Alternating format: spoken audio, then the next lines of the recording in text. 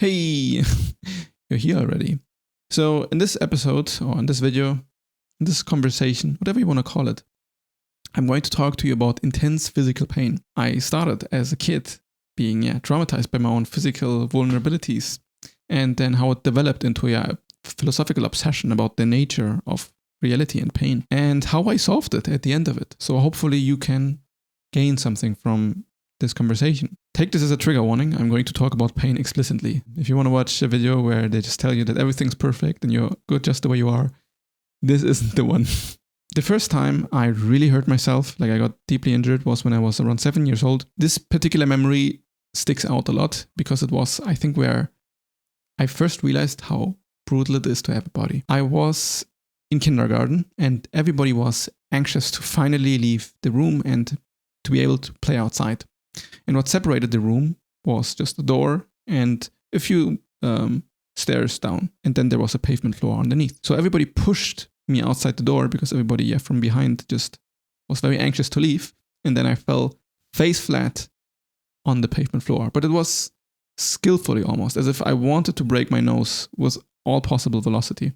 So hitting the pavement from top to down, it all gets scratched up and my face was bloody.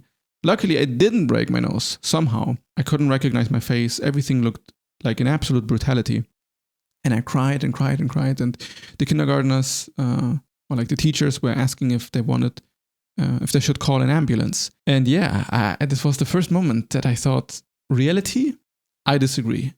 No, why? This is too much. Like, it hurt way too much. And this isn't the worst part of the story. After the injury, in the same day still, I got a scab that covered my entire face. So, you know the cross that forms when blood dries and heals over a wound?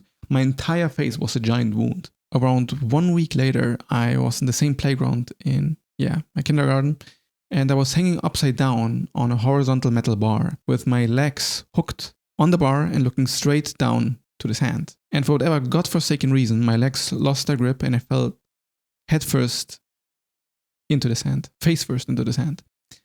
So then my scabs from the previous accident opened, so that its entire crust opened and then sand entered the still healing wound. Yeah, holy shit. I can remember this very well. I remember that this started my fear of pain in general. It made me understand how vulnerable I am as a human, how easily broken I am. I started to not be scared of doing things. Like I still had some courage in me. It's not that I started to not do things, but whenever I did get hurt, I felt like it was way too much. Like I hated it so much. And even at a young age, I remember this kind of disagreement with reality that started to happen. It's just like, I'm not just in pain physically, but I'm starting to think about how this pain shouldn't exist and how I didn't sign up for this and how reality shouldn't be like this. Then when I was, 14 years old, it started to become more existential. So even when I wasn't in pain, I started to think about the potential pain that I could suffer or the pain that is happening all around the world. And I started to watch a ton of gore videos on 4chan to kind of, I don't know if it was to desensitize me, but I was very morbidly curious.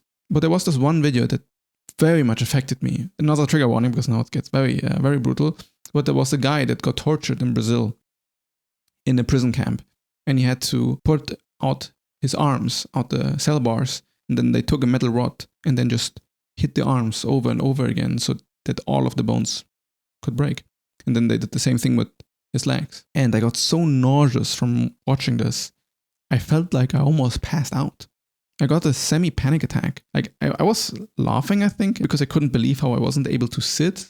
I just needed to lay flat on the ground and I was almost hyperventilating. I couldn't deal with it. I thought it was silly because I saw so much brutality already on these sites. But for some reason, these broken bones messed with me so much. There's where I noticed that, I'm very bad with broken bones. Whenever I see anything related to this, it triggered a similar reaction that I had when I watched this video. Then I started to have to kind of compartmentalize. Okay, it's not just about this happening to me potentially. It's about the fact that this is possible at all. Why is this level of pain acceptable? Why is reality like this? This is evil. And there's where this thought of this is evil got very much burned into my mind. Philosophy just kind of tries to change reality in a way that it somehow becomes acceptable for the mind, that I don't have to just say that this is okay. So every time when I was driving my e-scooter towards work, for example, I told myself multiple times while driving, be extra careful, don't break any bones. I didn't have like a phobia, I wasn't paralyzed by it, but mentally I started to ruminate a lot about pain. It was always in the back of my mind. Whenever I did anything slightly dangerous, kind of became a constant companion, at least these thoughts related to pain. Whenever I got physically hurt, I remember this argument starting. It's not just, oh, this hurts, but this hurts, and this is why existence is wrong and should have never existed in the first place. Simple things become very much existential. And this is how my entire relationship became this existential obsession. I needed to philosophically solve reality so that I could kind of move on. The way I did this first made everything way worse, because I started to think about how much pain exists in the entire world. Not just my potential pain, but all of it, that all humanity has lived. And I started to, especially through spirituality later on, although I didn't actually classify it as spirituality at this time, but I started to kind of empathize with everybody a lot. And I started to empathize with humanity as a whole. And then this empathy turned into this obsessive idea that all the amount of pain that all humanity has ever suffered is also kind of mine, or it's just real. Like it didn't matter anymore if it was my pain or their pain. Like it's all real. This means that this potential is a potential that is inside of me, and it's not going to go anywhere. And then I started to have visions about specific events, because just one event alone, like if this video wasn't fun enough for you, I'm going to make it way more fun now. Burning alive. Burning alive was something that stuck in my head a lot. There was something particularly horrible about it, and how people describe it's one of the worst ways to die possible, and how they used to burn witches, and all of this seemed like just one aspect of suffering, like just burning alive. For me was just like, no, there's no way I can possibly make reality okay being this way. And then it became this unhealthy philosophical obsession that seemingly had no solution. I was healthy. I was fine. There was no reason why I needed to imagine being burnt alive all the time. It was insanity.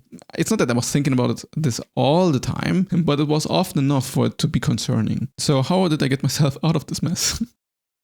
Let me walk you through the entire logic and really paint the picture, as if in the case I haven't painted the picture clear enough. Imagine all pain that is possible in all of existence, and everything that is being allowed as painful experiences.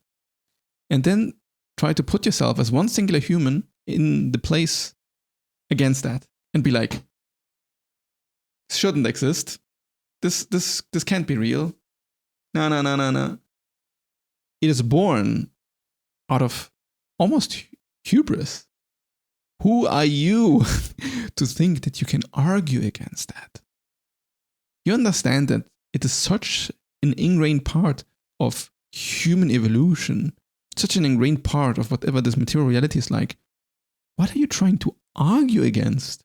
As if you kind of want to wake up from this dream where this is true, but it is true, and you kind of know. You're just kind of in denial. And then this denial is what spawned all of this endless philosophizing, to try to kind of make it okay, because the not accepting is actually acting or wishing it wasn't real, or kind of hoping that somehow it isn't real, or suspecting it isn't real. So I argued to eliminate it. But the trick that the mind does is, at this point, I'm trying to eliminate something that wasn't real at all in my experience. I was in fantasyland. I was experiencing mountains of suffering that wasn't mine at all.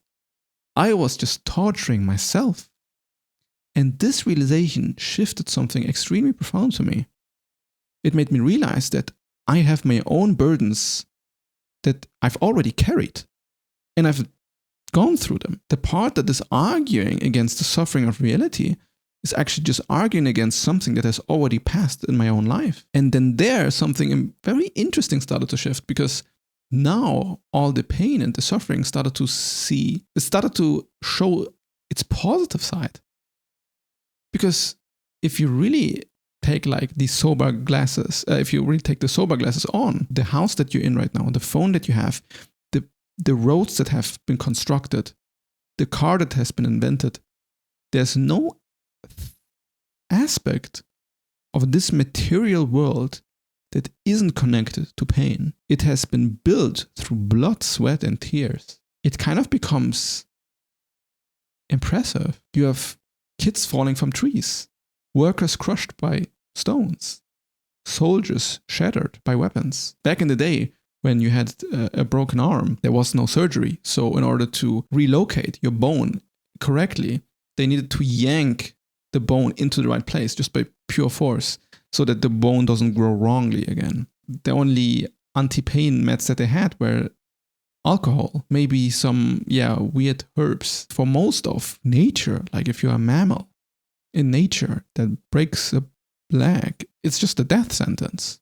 But we humans somehow have decided that despite all of this, we humans persevered. We went through it. Nowadays, we got hospitals, emergency services, anesthesia, surgery. We live in amazingly safe times. Medicine has become so advanced. All of the mountains of pain are not for nothing. They are for everything. We learn through pain, as pain is our biggest teacher.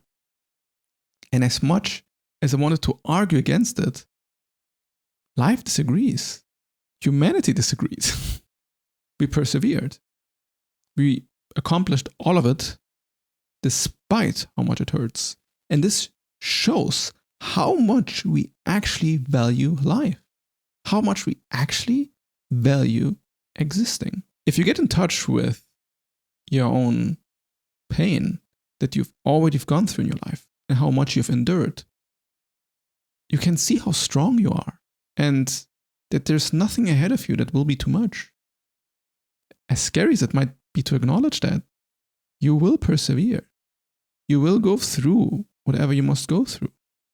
And you can be compassionate with yourself about that. But it's a sign of strength. You're so much stronger than you think. You can endure so much more than you think. Pain isn't there to harm you. It's there to teach you what kills you. It's there to teach you what you can overcome and how to take care of your body. It's a signal that wants to inform you about how to stay safe.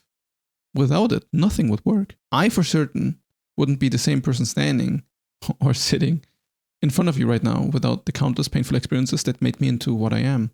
And this is ignoring all of the emotional shit that I had to go through. It made me stronger, but more so than stronger, it made me me. It wouldn't be the same without it. How could it be? It's not something that I can argue with anymore. It's just a fact. And then letting go of clinging on to all of this darkness and heaviness becomes the final act of love. To sacrifice all this hurt for the infinite, for this fountain of love and potential. To love your pain, as absurd as it may sound. I right now have a very different relationship to pain. It's so different. Because now there's no emotional component to it anymore. What hurts hurts. It's the nature of what hurting is like. But now my mind is curious about it. Like I actually actively look when it happens and says like, okay, what does it reveal about the nature of reality? And then when it's over, it's over. I'm grateful that it's done and then it's passed. And who knows what I still have to go through. We'll see how reality will test me in the future. But I'm not scared about it anymore. It's not logical to be scared about it. It's not something that you have control over. There's a seed of potential that has been put into the earth millions and millions of years ago, and you won't escape it. You can embrace it and then feel empowered through it. So embrace your pain. Look at it, especially the emotional type. Cheers.